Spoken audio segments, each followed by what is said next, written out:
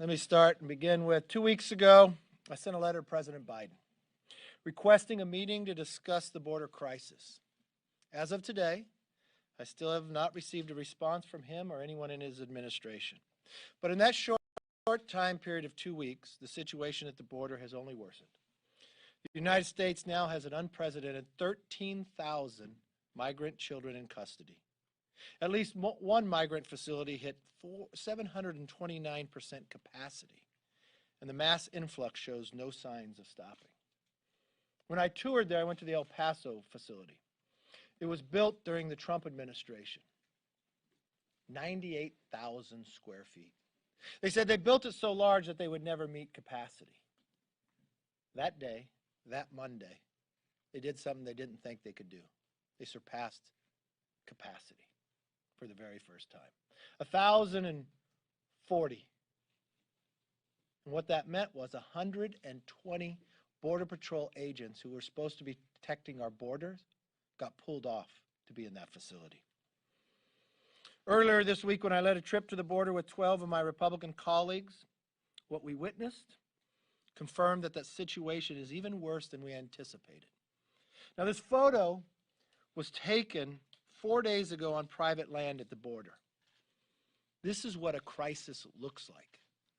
This is what the president will not go see. This is what President Biden will not acknowledge. The migrant facilities are exceeding capacity and require additional manpower. The overflow is taking border security agents off the patrols and creating more security vulnerability for our country. 10% of the migrants in the facilities we toured are testing positive for COVID. And those are just those that are tested. They do not test them when they enter. While I was there, they announced they were moving 1,000 to Midland, Texas, 3,000 to the convention center in Dallas. More coming probably to your cities as well. Not only does this create a health risk for the agents, but has also sacrificed the efforts of our communities have made to stop the spread of this virus. Even more alarming, during our briefing, we're informed that the Border Patrol agents have caught suspected terrorists trying to enter our country. I thought that would make all members of Congress think we'd have to work on this subject. Instead, I've known several Democrats were quick to accuse me of lying on Twitter. One even serves on Intel. Turns out they should have taken that time to find out the true facts. 2 days ago, Axios confirmed that it's just in the past 5 months, Border Patrol agents have arrested at least 4 individuals who match the names on the FBI terrorist screening list. Even the President's own Homeland Security Secretary confirmed yesterday that the terrorists indeed have been trying to illegally cross the border. When I sat at Monument 3 discussing with the Border Patrol agents, I asked them, for which countries have you found people coming across? Yes, Mexico and Central America. But they talked of Turkey, Iran, China, Sri Lanka, and others. This should frighten every American family. Even one suspected terrorist who gets into our country is too great a risk for our country and our nation's security. We must do more to stop this historic flow of migrants trying to illegally enter our country. It begins by sending a very clear message, united message to the citizens of Mexico, Central America: do not make the dangerous journey to the United States to cross the border illegally. There are legal avenues to enter our country. Doing otherwise is a violation of our laws. Unfortunately, House Democrats are not interested in making any serious attempt to address this crisis. Today, they are voting on 2 bills that not only do nothing to address the problem, it ignores the problem, but will actually worsen the situation. During her press conference this morning, the Speaker, Pelosi, had a sign up that said, "Home is here." This is the wrong message at the wrong time. Homeland Security Secretary, we're saying, do not come, just do not come right now. But if you wonder when this all started, you could go back to the presidential debate, the very first presidential debate. What did Joe Biden say? He said illegal immigrants should immediately surge to the border.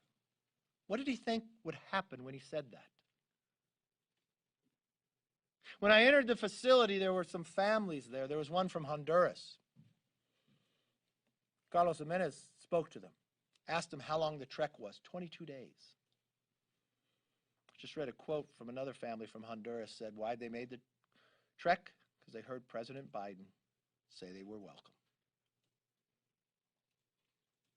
They heard President Biden in a presidential campaign debate tell them illegal immigrants should immediately surge to the border. This president denies the right to even meet about it, travel to it, or acknowledge the crisis he created. Our border agents are overwhelmed, and they deserve the help of their federal government. I'm calling on to put politics aside. Let's work together for the security of our nation. That's why I sent the letter before I went to the border. As I sat at Monument 3, you look at the wall that was built in El Paso. It was supposed to be 150 miles. They built 133 miles, 17 short. I asked them, when did they stop? Midnight, January 20th. Has it created a problem? Yes, because it left the old barrier down and easy interest for others. I asked them what they have seen recently. More fentanyl than at any given time. More cartel movement in any given time. President Biden's own secretary says we're going to meet an all-time high, but still won't use the word crisis. The president's going to travel the nation. He's going to tout a $1.9 trillion bill, the single largest. In that bill is health care for illegals. Another clear message to create a bigger crisis along our border. Last week, Speaker Pelosi reappointed Eric Swalwell to the Intel Committee. Based on the briefings she and I received together, Swalwell should not serve on the Intel Committee. This isn't about politics. The Intel Committee is a committee not like others. Those in the majority are only appointed by one person, the Speaker. She has all the information that I have. Even if she did not have that information, I think a basic item that all members who get appointed to the Intel Committee should have. If you cannot get a security clearance in the private sector, you should not be appointed to the Intel Committee. Eric Swalwell, based upon everything in public that you know, cannot get a security clearance in the private sector. But only in Congress would he get appointed to learn all the secrets of America. That's wrong. She's got 200 other members who could serve on that committee. And I think the only criteria that someone would have to meet from the very beginning would be, can you have a security clearance in the private sector? If you can't meet that bar, you shouldn't be able to meet a bar to serve on the Intel Committee. With that, let's open it up for questions. Yes, sir. Sir, I'm wondering, what is the status, as far as you know, of that Iowa congressional seat? I think Dr. Miller Meeks. Where does that stand? Marinette Miller Meeks, Dr. Meeks. She went with us down to the border. She was the public health officer in Iowa. She's the one who offered the amendment on the floor just this week to make sure the children are being tested for COVID. It was the Democrats who united to vote against her. There's a contested race. The Democrat wants to continue contested, even though Marinette Miller Meeks won the race, won the recount, and was certified. Interesting, the Democrats who contesting it didn't go to the court system, which was the appropriate place to go. She said, I'm taking it directly to the House because that's where she thinks she could get the outcome that she desires. Speaker Pelosi talks about it. I know as of today, their majority is not of 5, it's only of 4. I've watched this majority do things that no Congress in the past have done. I would not put it past them to try to steal a race. They did it before in 1985 at the Bloody 8 of Indiana, but they should not be able to do it now. They should uphold exactly what the recount said. Yes, ma'am. Peter McCarthy, would you define January 6th as an insurrection? Yes. And also Yes. following up on that, on the 9/11 style commission, Yes. where does this stand? Have you spoken with Speaker Pelosi? Is there any path forward? I think the path forward very easily. I mean, if you go back to the 9/11 Commission and those who ran it, Governor Keene and Hamilton, they laid out a the framework that would work. Unfortunately, the only person who's opposing that is Speaker Pelosi. I read today in some place that she maybe was in Punchbowl. Does that give you a plug? Does that help you? I guess so. All right. Is that where I read it? You haven't said the sentence yet, so Okay. I can't tell you. That she wants to go through committees that Democrats control, so it seems like she wants to do something political instead of get to the truth, instead of making something set up that is bipartisan, much like the 9/11 Commission. If she goes down that path, we know exactly what it is, just a partisan play. Given her any, your suggestions? Yes, I sent back to her. It's the same suggestions that the bipartisan commission, the Republican and Democrat said. You make it equal, number of Republicans and Democrats. You make it equal when it comes to subpoena power, that both have to sign off, and you don't start with any findings. That's how you find truth. But if you start with the premise that you only want it one-sided, you understand what the outcome is going to be. We've watched what she has done in the past when she appointed Honoré on the comments he have made. He's never should have been appointed. He literally stated that 30 to 40%, if I got the number right, of the Capitol Police were complacent in the January 6th. He said something to me or qualified honest about Jim Crow laws. When I asked him about those, you know what his answer to me was? When I said, "Why'd you say these?" He goes, "I didn't know I was going to get the job." He never should have been put in that position. But the speaker picked him, knowing what he had said, not years ago, but just recently. So it seems as though she wants to put politics to this instead of get to the real answer. Yes. Yeah, regarding the Capitol Police, should acting Chief Pittman remain in her role as the leader of that department, or should there be a change in leadership? Well, she's acting. I think we should go and search for who's best, but the number one thing we should do is change the structure of that. But, I understand, a bipartisan contingent of lawmakers have agreed that it's antiquated, the Capitol Police Board, needs to be changed. I understand that. Do you think that she should continue serving as the leader of the department? I don't have enough information because it all rests with the speaker. Yes. Peter, what is your reaction to the Atlanta shootings this weekend? Do you condemn violence and discrimination against Asian Americans? Oh, yes. Condemn them completely.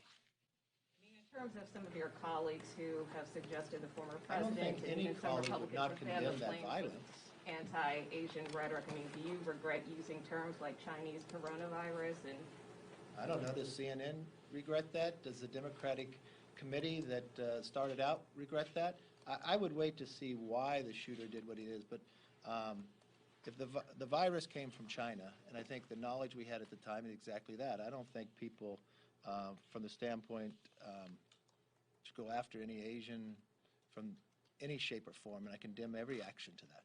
Yes. I have just two questions. Just two. Following up on that, on Honoré. Well, first of all, did you put in Punchbowl that part, or did I wasn't give you paying wrong attention credit? when he said it, so, yes, I think we did something on the 9/11 Commission. Did you not write this? Should I talk to John instead? You should talk to Brett. Okay. No, I was You're gonna- sleeping in today. Okay. go Never ahead. What's your sleeping in. question? Do you take issue with what Honoré has suggested in any way? Well, you're saying what he suggests. So what part is he He suggesting? issued a report based. I don't think the report has merit based upon if you don't change the structure, the outcome's not going to change. I don't think Honoré should have been in charge of this based upon his comments not long ago but short ago. He had a preconceived notion that was wrong. So I disregard the report entirely because of that. And number two, do you what was you said there was a surge at the border because of something Biden said in the debate. What did he say in the Okay, debate? Biden said in the debate, let me get it for you. you can paraphrase it. Well, he said in the very first debate, well, I don't want someone to yell at me. Okay, here we go. I don't have my glasses on. In the first Democratic primary debate, Biden says when he's president, illegal immigrants should immediately, this is quote, immediately surge to the border. I could play the video if you want. Okay, you trust me? All right. I'll send it to you. So if I may ask a question back. If you are that Honduras family and you're reading this and the person running for president said, you should immediately surge to the border, He wins the presidency, and what's the first thing he does? He says, I'm going to make 11 million illegal immigrants citizens. The Democrats put on the floor today before and changes the Dreamers bill to not that you had to be here before, but just by January, that he removes remaining in Mexico policy. He removes the PACER policy. He stops the building of the wall. He questions whether to keep Title 42. That's why you put your whole family together and make this trek, because you just listened to what President Biden said. No law has changed by moving of Congress. This entire crisis is created simply by Joe Biden's actions and words. And when I watched him on Stephanopoulos the other night, finally said, well no, don't come. His own administration, his secretary said, we're saying don't come, not to come, but just come later. He's still telling you to come. He's created this crisis that he won't acknowledge, that he won't even go visit to see, and now he's denying press from even to watch or see what's happening in the border stations. These border agents are spread so thin. That $1.9 trillion had no money to help them. While I was going through this brand new processing facility that's 98,000 square feet, that had just hit capacity that they never thought would happen, they're taking their parking lot and now they're putting up tents. And they're taking their operational money to do it. And they're removing agents from the border that they're trying to protect, where the wall has stopped being built, from people coming over to care for these individuals. And the president denies the right to even go there, and denies the right of press to even cover it. And he said in his own words, while he was running for president in a presidential campaign, illegal immigrants should surge the border. That's exactly what's happening, and that's why. Mr. Leader. Yes. Mr. Leader. Thank you, Mr. Leader. Congress is now taking tougher stance on China's human rights abuses, but there's one action that they still haven't taken on, which is forced organ harvesting from prisoners in China. There's a bipartisan bill that's been introduced recently by Congressman Chris Smith, and that is aiming to combat China's forced organ harvesting practices from prisoners, from religious groups and minorities. Would you support that bill? Yes. Do you think China should be held accountable for it? Yes, that and many more. Yes. Regarding Swalwell, Yes. are you suggesting that he has applied privately for a security clearance and was denied for that? So I believe the No. I'm not suggesting he applied privately. I'm suggesting that the criteria to get a security clearance, that he cannot meet it based upon the information in the public today. It's not what I'm applying. You talk to the intelligence community and others. They're the ones who set the criteria and told me he couldn't make it. Do you believe that any Democrats will sign on to this, given that the FBI concluded he had no wrongdoing and was cooperative? Wait. FBI told you that? It's in the public. I think you should have a different briefing if you're allowed to have one. Yes. Mr. Leader, the Iowa race, in your view, what is different between the efforts there to overturn the elections in the House versus Donald Trump's efforts to overturn the elections in Congress that you supported? I disagree with the premise of your question for this reason. In the House race, and you know politics very well, you cover it every day, you know what it takes to win the presidency, electoral college. Do you know how many electoral college you have to win to become president? I think I do, yeah. What is that? 270. Okay. So if you challenged Arizona and Pennsylvania, would that have changed and lowered President Biden's numbers below 270? You supported the Texas No, lawsuit that would have invalidated millions you of ask me votes, questions too. every week. I just asked you a question. If you removed Arizona, but you weren't removing it, you were just asking the question about it. If Arizona and Pennsylvania were removed in the Electoral College, would President Biden's number lower below 270? No, but Donald Trump said Okay, that the the answer House is could no. have, the Congress could have overturned the I'm election not Donald that day. Trump. So you're asking me the question. You I'm supported his answering efforts, your did you question. not? Let me answer your question since you asked me. Let me follow through. So you gave a premise that's not true. Donald Trump tried to overturn the results in Congress, and you supported that effort. Well, now you're saying something that's not true. So let me answer your question and show you how your premise is not true. You answered two questions. It takes 270. If you remove Arizona and Pennsylvania, President Biden is still president. He's above 270. So that premise is wrong. If you go back and you look at any time forward, take the quotes of Speaker Pelosi. This is democracy. This is our chance to look at it. Look at the whip, Jim Clyburn. Look at the chair of rules. When they challenged Ohio, would that change the outcome from the Electoral College for President Bush? I can answer the question for you. Yes, it would. Yes, it would.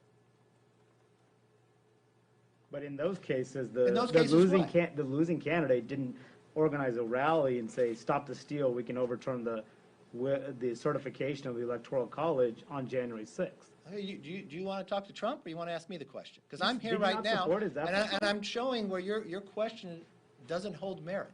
Now, let me show you another answer But to the your you question. supported the Texas lawsuit too. Do you regret supporting that lawsuit that would have been No, validated? no, I don't. You know why? Because it's going to the Results in court. a number of battleground states? All right, tell me when you're done with your That's questions good. and when I can answer. Are you done? Can I answer now? Sure. Okay. Now, which question did you want me to answer? Do you Because regret signing like on to the the last one I Texas answered. lawsuit that would have invalidated millions of votes So across that's your several question now. battleground states? Should I have supported Texas law? The answer is yes. You know why? Because that's where you go, to the courts. Now, let's frame that, since you just asked me that question, let's put that, since you mixed it with the congressional question. Did the Democrat member, she's not a member, candidate, go to the courts or go to Congress? Because the system says she could go to the courts. Did she go there? She did not go to the court. She came to Congress. And what was her answer of why she came to Congress and not go to the courts like the system says she should? Do you know what her answer She was? said she didn't have time. No. She did not say she didn't have time. You know what she said? Because that's the place I could get the outcome I want. That's what she said. So the premise of your question doesn't work. So if your premise of the question of going to the courts, she didn't go to the courts. Did she win it on Election Day? No. Did she win it in the recount? No. Does Speaker Pelosi say it's just 6 votes? She's got 6 members that's going to disenfranchise the more than 400,000 people that voted in that district. Pure politics. So what I believe, because you study politics so well, don't mistake things that aren't the same. But did you or did you not support Donald Trump's effort to overturn the election in Congress? Didn't we just answer this the first time you asked it? You not you saying even yes or answered no. 2. How many You how never- many but electoral you votes didn't- does it you take to didn't get to push back 270? about it. That's certain. You didn't never raised any concerns about Donald Trump's efforts to organize the rally, to say that he could stop Congress. Oh, he does this every time. Let me ask you this. Have you ever asked me a question on a bill coming to the floor? Sure have, yeah. Huh? I have. plenty You of have? them. What was it? I forgot. You asked me the same question, the same time, in the same place. It doesn't matter what time of year it is. And 9 times out of 10, you have it wrong. So I answered your question. It's nice to have you here. Do you agree or disagree with Trump when he said the other day on Fox, quote, "Our Supreme Court and our courts didn't have the courage to overturn elections"? I didn't see it. Do you agree or disagree with that? It's a simple question, sir. What's the question? You asked me, did I agree with what Trump said? I didn't see what Trump said. You have a statement. Do you agree or disagree with it? What's the statement? Our Supreme Court and our courts didn't have the courage to overturn elections. No, I don't agree with that. Why not? Why not? You asked me if I agree or disagree. I don't agree with what his answer was. That's Why fine. don't you agree? I answered your question. Go ahead. The White House apparently is weighing breaking up its infrastructure package into 3 parts to build bipartisan support. Do you like that idea? Could that help attract Republican support? I got to know what's in the bill. If you break a bill up, it doesn't matter if it's in 5 parts, 3 parts, or 1 part. It's what's in the bill determines whether we'll support it or not. They were talking about, breaking out some of the roads and bridges stuff, perhaps that could. I'd have to see it first, but it mainly what's in it. I mean, are they going to try to do Green New Deal in one, bridges in? I don't know. I don't know what they're thinking, and I don't even know if I listen to Bernie Sanders, who's the chair over in the Budget Committee in the Senate. He says he wants to do reconciliation again, which means they don't want it to be a bipartisan. I listened to President Biden say at the inaugural he wanted to find bipartisan, and I haven't seen any of that. He can't even have a meeting on a crisis of a border he created. Yes. I want to go back to what you mentioned about Swalwell.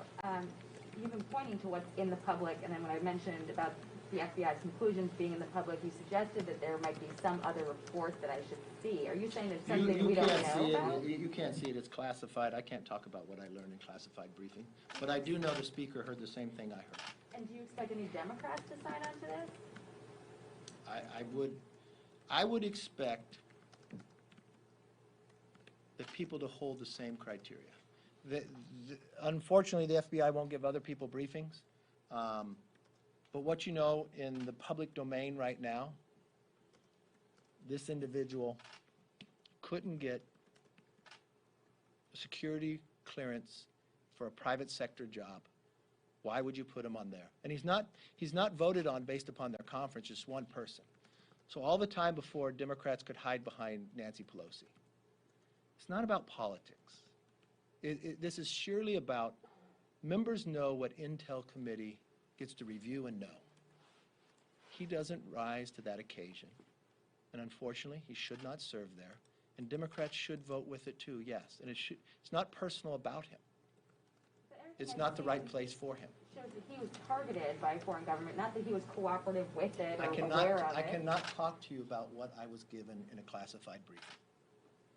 But I believe even what you know in the public domain, if in the public domain he can't in the private sector get a security clearance, that should be the basis of whether anybody can even apply to be on the Intel Committee. On what ground could he not get one? Simply what you know in the public domain, he could not get it today. So how does that disqualify him personally if he doesn't have any cooperation? Someone externally targets you, the FBI says you're cooperative, that you didn't do anything wrong. I cannot tell you what I was briefed in a classified briefing. But what's in the public domain, he does not rise to the occasion to get a security clearance in the private sector. If you cannot get a security clearance in the private sector, you should not be able to be on Intel. As easy as that. You don't have to know what's in classified briefing, but that criteria he cannot meet. He should not be able. I would not allow and I would not appoint a Republican to the Intel Committee that could not get a security clearance in the private sector. Simple, basic, where we're at. Yes, sir. One more quick one, just with respect to the vaccine. I know you have called for a regular order to be restored, yet some members still have not gotten vaccinated or don't want to, and especially now that the former president has come out saying people should get vaccinated, will you tell your members to do the same? Yeah, I've always told my members to do the same. I've spoken to the doctor. Approximately 75% of the members have been vaccinated. That's probably more than the number that shows up to vote in person. It's roughly 30 to 40 of the members who have the antibodies who got COVID. If you were a impeachment manager from the House and you went to the Senate, you didn't have to wear a mask on the floor in the Senate. The Senate, I would guess, average age is higher than the House. The speaker or the medical doctor allowed people who had COVID to actually come into the chambers on the day to vote for speaker. The speaker said that she was instituting proxy voting just because of an unlimited basis for COVID.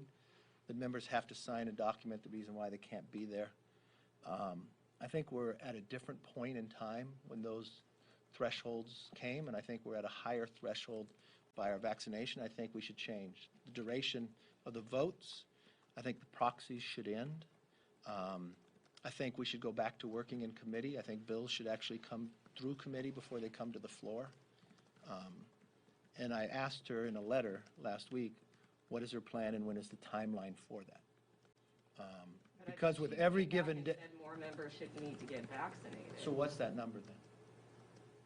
I mean, don't you think it should be closer to 100% or as close well, as possible? is that our plan? Have we thought of this? Why shouldn't we plan for when we can go? Should we take down the wall around the Capitol?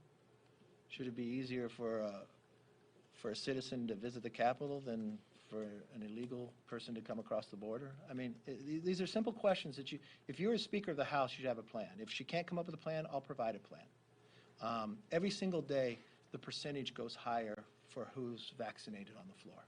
Why can the Senate, when they speak with not around, not wear a mask? Why can the CDC now tell us as a family unit we can come together without a mask, but you can't do that on the floor of the House, even though more of us are vaccinated than probably the majority of the United States. And why were we told to vaccinate early then? I mean, I think if we're essential, we should work, and it should be essential that we do our work. So my only question to her is, what's the plan to do that? And I would think, as Speaker, you would plan those things. Do you wake up one day and say, oh, now is enough? That's my only question. Yes, sir. Following on her question, if you're essential, as a member of Congress Yes. presumably should be, shouldn't you also just get vaccinated, just be able to allow everyone to do their jobs here? I don't know if I understand it. Say it again. If you're essential as a member of Congress, an Yeah. essential worker, Yeah. shouldn't that also indicate that you should get vaccinated as soon as possible to allow things to get back to normal as quickly as possible here, especially on the floor? Are people not? I mean, what's the premise of your question? There seem to be, you say there's 75% people are members vaccinated. Probably higher by 25% not. today. Presumably some of those are voluntarily not vaccinated at this point. Yeah, there are a number of members, when I ask them, not that they won't get vaccinated, but they feel that they shouldn't get vaccinated until their community gets vaccinated. That's a personal choice. I respect that. There are members who haven't been vaccinated because they had COVID, because they can't get the vaccination yet. But I think all of you would say, if we're at 75 last week, we're probably higher today. That's a pretty high number. You're all sitting together. I bet there's not 75% of you who've been vaccinated. You're showing up for work. You're not proxying in your work, are you? This is my first day here in 2 weeks. But you wore a matching mask with your shirt, so you're pretty impressive. I like